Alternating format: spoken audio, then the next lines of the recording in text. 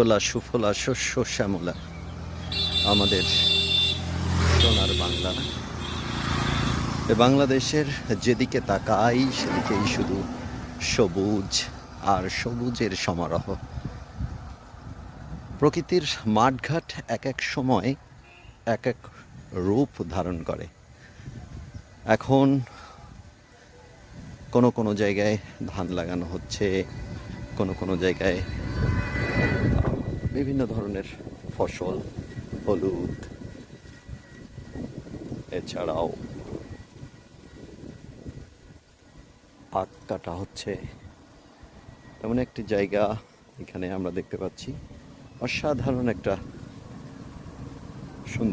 সৌন্দর্য।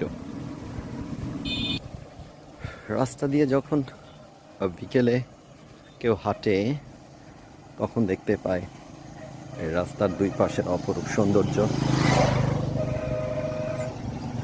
গ্রাম বাংলার প্রকৃতি আসলে এমনই, তার রূপ দিয়ে একেবারে ঘিরে রেখেছে গ্রাম বাংলাকে। এমনই একটি পরিবেশ এখন জাস্ট হাঁটছি এবং উপভোগ করছি প্রকৃতির সবুজের সমারোহের।